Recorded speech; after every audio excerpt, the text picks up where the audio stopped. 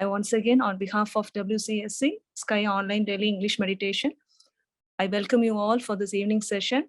I extend my warm welcome to our Professor G.K.Bharathi ma'am, our senior professor, Balachandra sir, introduce our special speaker, Professor Bharathi ma'am.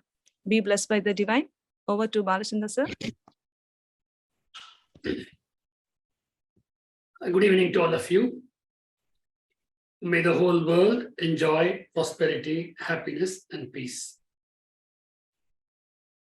We had a very nice Turiya meditation conducted by Professor Vithalakshi. Thank you, madam, for that. Once again, welcome you all for this Sunday evening group meditation session. Every day, of course, we have meditation, both group meditation, both in the morning and the evening. But Sunday is something special. On that day, apart from meditation and Kayakalpa, we also ask some senior professors, some pastors who have been associated with Vethathiri Maharishi for a long time, or in the system for a long time, to share Maharishi's concepts.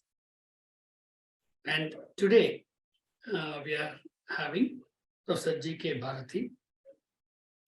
She's got more than 2 decades of experience in Vethathiri. And she's from Guduvanjeri Trust. Guduvanjeri is the birthplace of Vethathiri Maharishi. So she's associated with Maharishi even by the trust itself. And she's a retired bank official. She has done MPhil in yoga. She has been conducting programs at various levels. At the college level, to engineering college students in Wales University. She has gone to schools and taught the children and been conducting programs for women. She's been organizing what's called group discussions, or in Tamil they call it as Pattimandram, on Vethathiriyam in various places. She has also been associated with conducting programs in television, demonstrating yoga and teaching that. So she has done a lot of service to Vethathiriyam by her, in spite of being in the work, along with that, being a family woman, along with that, doing this also. Now, of course, she is doing it full time. Even this online program, she has been preparing for quite some time now.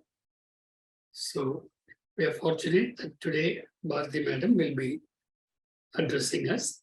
And the topic is, how close are we to divinity? Very interesting topic. We all want to know, are we really very close to divinity or not?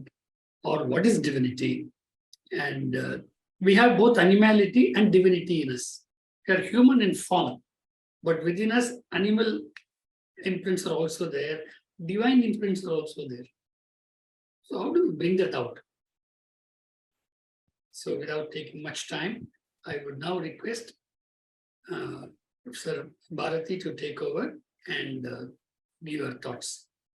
Be blessed. Thank you very much, Senior Professor and Mentor Balachandranaya. Thank you for your extraordinary introduction.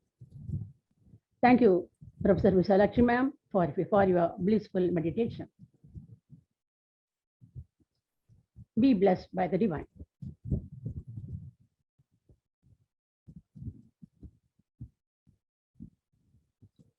A king with a bag full of riches approached a saint with a favor. You know what the favor was? The king asked, I want peace. The saint smiled at him and observed him for some moments. And suddenly he started fleeing with the bag of riches. The king was shocked. He thought he had approached a fake saint. He also chased him to catch hold of his riches, bag full of riches. He could not catch the saint, but the saint went round and again came back to this original place, kept the bag full of riches down, and asked the king to return to his palace with his riches. He said he is more attached to riches. King was not satisfied. Yet he left the place now, only to return after some years to the same saint, and also with the same favor. I want peace. This time, the saint resorted to some other technique. He asked the king to follow him with that bag of riches. Saying so, he started climbing a hill. After some time, the saint just looked back to see where the king was. King has not yet started climbing the hill. Why? Because of the heavy bag of riches. The saint suggested just to drop little from the bag so that he can climb. The king agreed. He dropped little, and now he could climb little. Now the king himself started dropping little by little. And by the time he had reached atop the hill, his hands were empty. He was feeling very light, but his heart was filled with joy. He was filled with ecstasy, I could say. He jumped, danced, and said, I got peace, I got peace, I got peace. The saint again just smiled and said, less luggage, more comforts.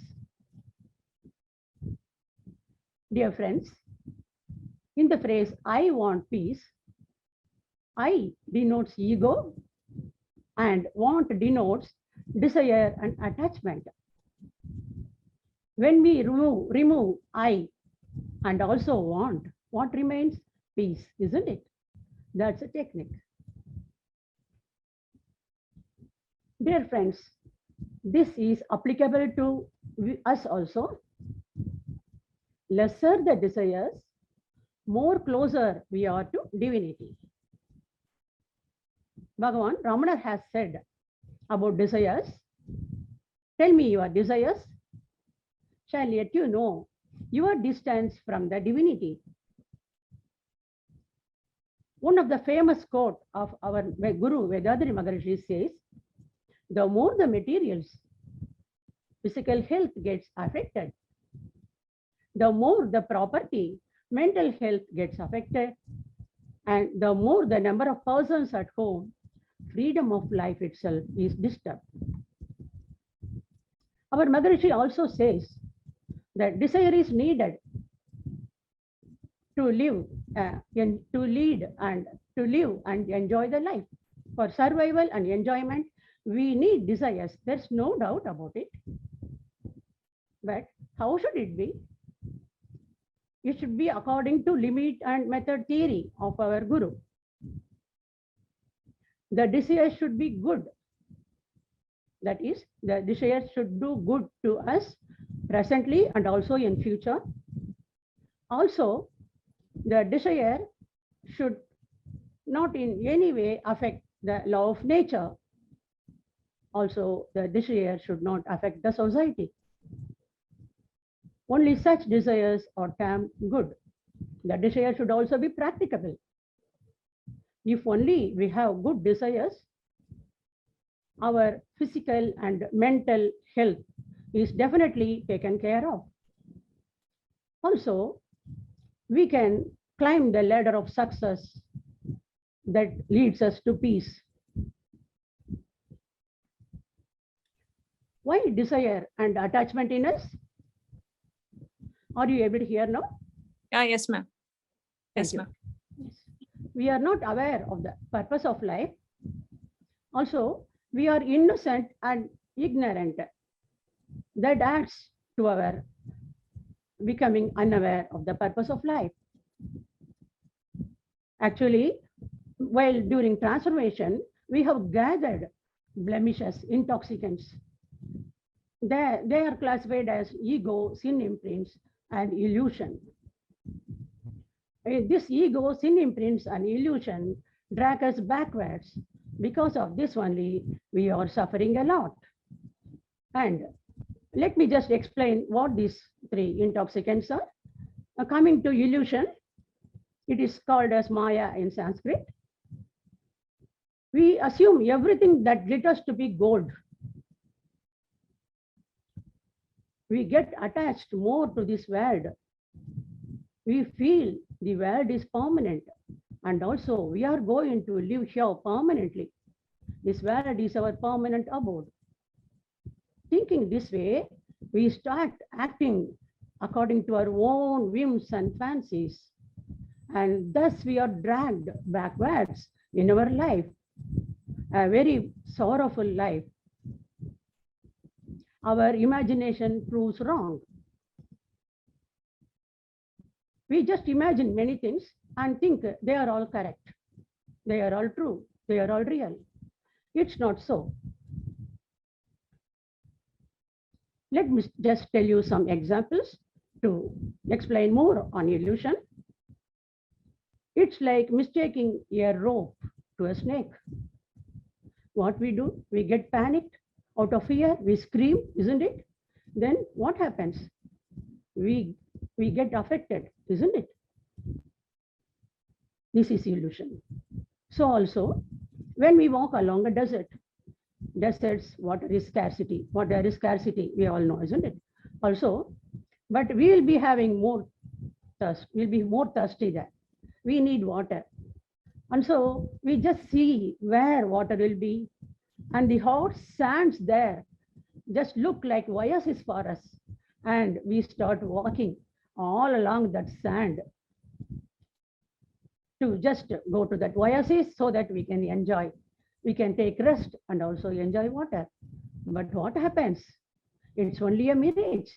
Only the hot sand was looking like an oasis, isn't it? We are all duped, isn't it? This is illusion.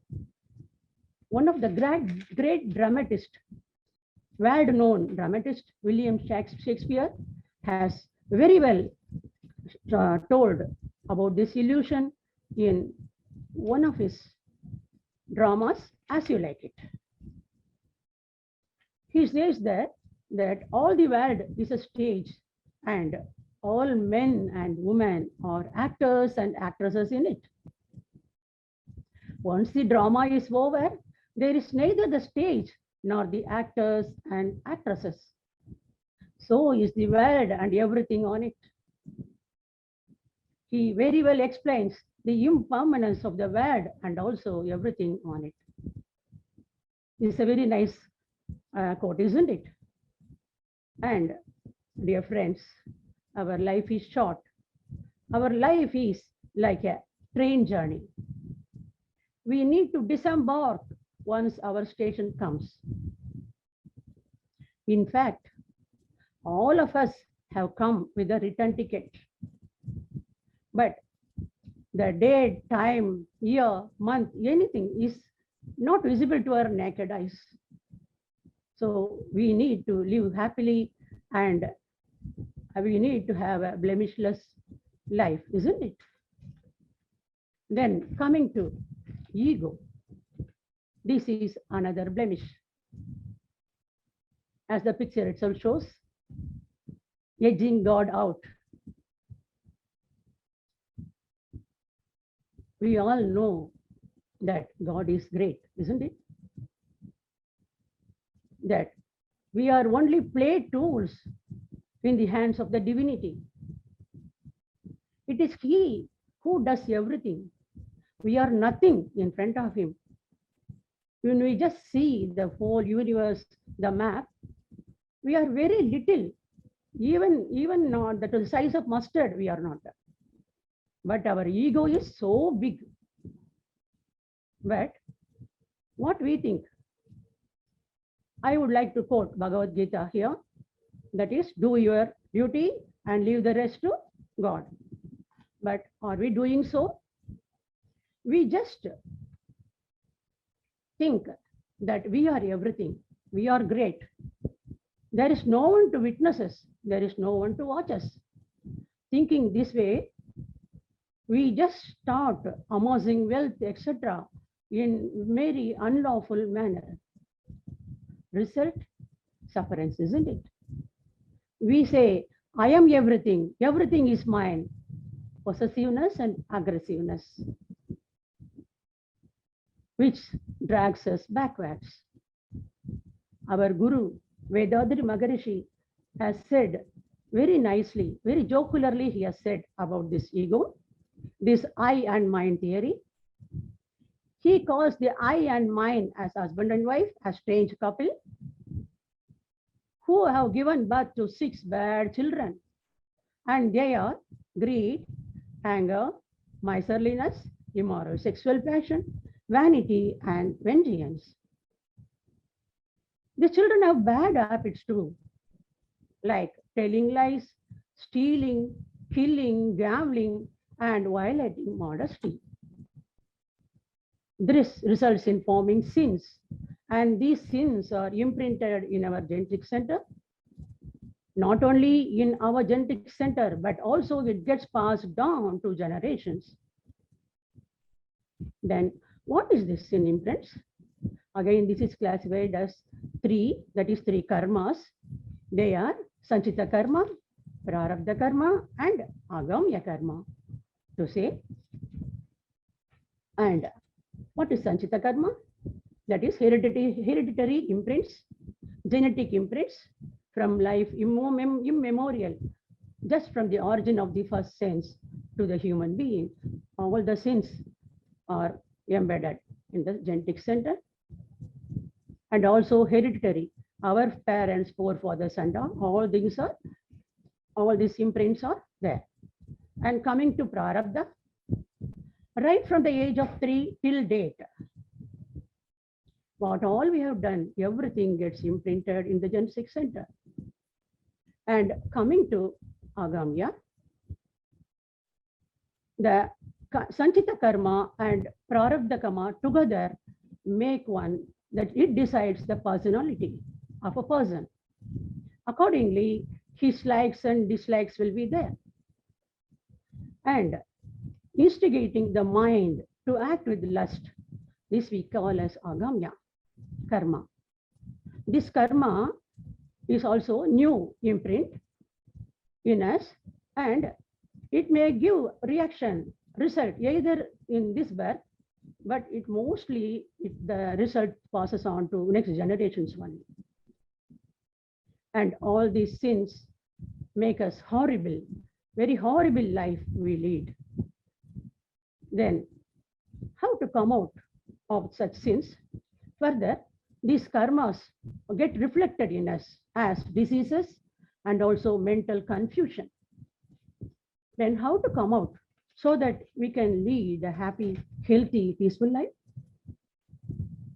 Any easy solution with us? Yes, I can quote Sky Yoga, as the name itself suggests, Simplified Kundalini Yoga, designed by Yogiraj Vethathiri Maharishi, our great guru. This yoga is very simple and easy to follow. Very simple, simplified exercises, and Kayakalpa yoga, and also meditation, introspection, sublimation, and perfection. The simplified physical exercises, anybody from the age of 7 or 8 to 70 can learn and follow, very easy. And this helps to keep a good physical health. And coming to Kayakalpa, it's a very great exercise. And in this exercise, he says, that is, this is a gift given to us by our Guru, Vethathiri Maharishi. This Kayakalpa yoga enriches our life force, and it helps maintain youthfulness, and we can even call it slow aging yoga, and it helps in postponement of death, physical health and mental health or at the best when we do this Kayakalpa yoga. And ethical, we lead an ethical life by following this Kayakalpa yoga. And this Kayakalpa yoga is open to all from the age of 14 to 70. And again, our Maharishi has given a clarion call to all of us to follow Sky Yoga. He has written a Tamil poem with the line starting Anbargale Vari. With the permission of the chair and with the permission of all of you participants, I would like to just sing 2 lines of this song in Tamil. Then I will explain you as in a gist in English. Anbargale Vari, Anbargale Vari, அறிவின் இருப்பிடம் அறிந்து இன்பமுற இன்ப நிலையதை ஏக நிலையதை அன்பு நிலையதை அறிந்து இன்பமுற அன்பர்களே வாரி அன்பர்களே வாரி. The gist of the poem is, he invites everyone to join Sky Yoga to understand, know the place where consciousness dwells. Once it is understood, eternal bliss is assured. He questions, are we born to eat, loiter, and sleep only? Even the animals do this. Then what is the use of 6th sense in us? Should we not make prudent use of this? We need to enrich our thoughts and resolve that help us to remove our blemishes. So then what is this Sky Yoga? As I have explained already, this Sky Yoga, to start with, it starts with simplified physical exercises. And the Kayakalpa Yoga is a very great gift that is gifted to us, to the humanity by our great Guru, Yogiraj Vethathiri Maharishi. And there are 4 divisions of Sky Yoga, namely meditation, introspection, sublimation, and perfection. What is this meditation? As we all know, meditation helps to keep good mental health. It brings down the frequencies, mental frequencies. Also, is by doing meditation, our emotions, we can live an emotion-free life. Thought analysis is made very easy. And while doing Ajna meditation, that is the brow chakra meditation, that is in between the eyebrows, we become awakeful, isn't it? And this helps to nullify agamya karma. Once we start meditating on Ajna chakra, we become aware of our deeds, whether it is good deed or bad deed. We are able to differentiate between the good and bad deeds. And thus we become alert, we become awakeful, not to do bad things, and we start doing only good things. And in this manner, agamya karma gets nullified by doing this Ajna meditation. And coming to Turiya meditation, Sahasrara Dhyana. This Turiya meditation is very helpful in thought analysis. It helps in purifying the thoughts. And it is said for left-handers, right brain works, and for right-handers, left brain works. But for meditators who do Turiya meditation, Sahasrara meditation, both the brains, both the side of the brain work well. All the brain cells get activated. That's why it's called as Raja Yoga Dhyana also. And with the result, what happens? Our prarabdha karma get nullified. We are able to analyze the thoughts well.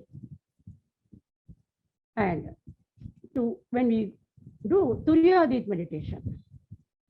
That is going atop. Okay? Sanchita karma also gets eradicated. Our Maharishi has given 9 beautiful meditations. Each one has its own benefits. And coming to introspection, Maharishi helps through introspection for self-analysis.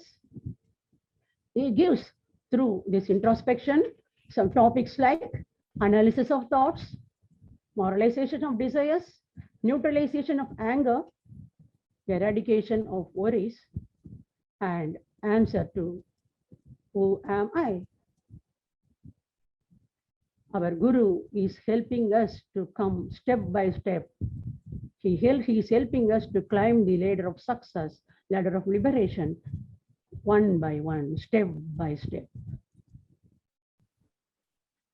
It comes often host muted you. That's why. Okay, that introspection, our Maharishi helps us through introspection to climb the ladder of success, liberation, step by step. Thus, all these things, this analysis of thoughts and the moralization of desires, neutralization of anger, eradication of worries, and answer to who am I? It does a lot of help to us. The renaissance of desires into greed, anger, miserliness, immoral sex, vanity, and vengeance. All these temperaments are manward. How? Greed is made to contentment. Anger becomes patience, and miserliness, charity, and immoral sex, chastity, vanity, equality, and vengeance into forgiveness. A great thing. Once this is achieved, our conducts become good. We get good conduct. This is what sublimation does. We become aware of the absolute. Only the absolute does everything in us. And it is the divinity that lies as consciousness in us.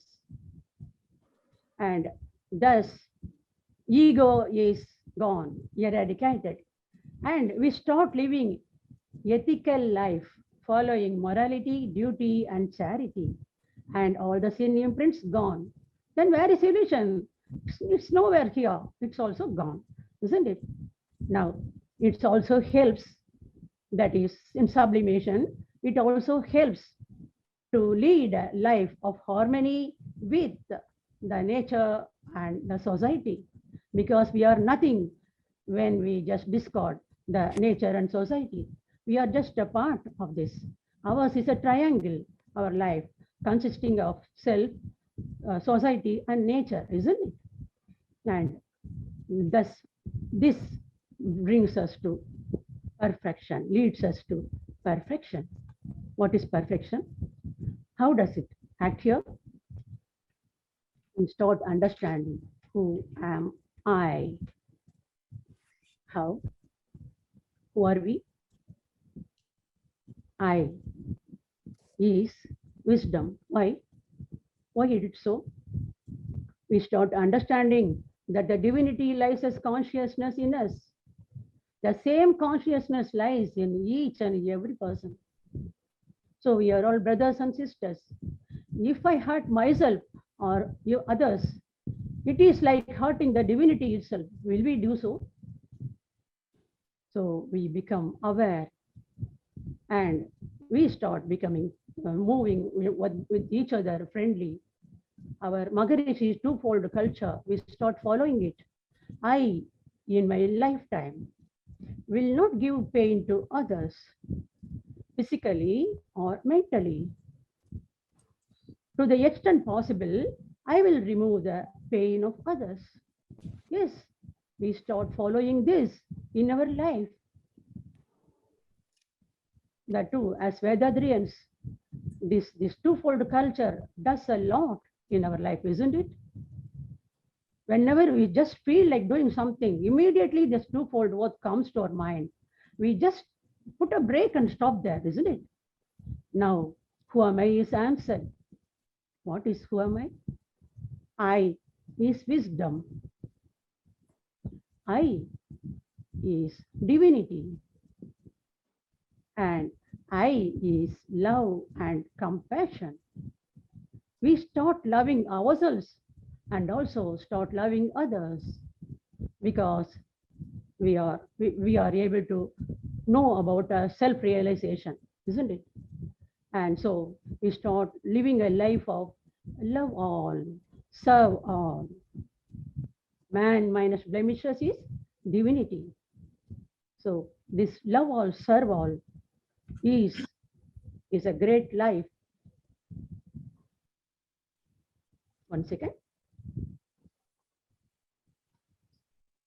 And this love all, serve all helps us to come closer to divinity and also even to merge with divinity, isn't it? So let us all follow Sky Yoga and make ourselves perfect and join divinity soon. Thank you all. Be blessed by the divine.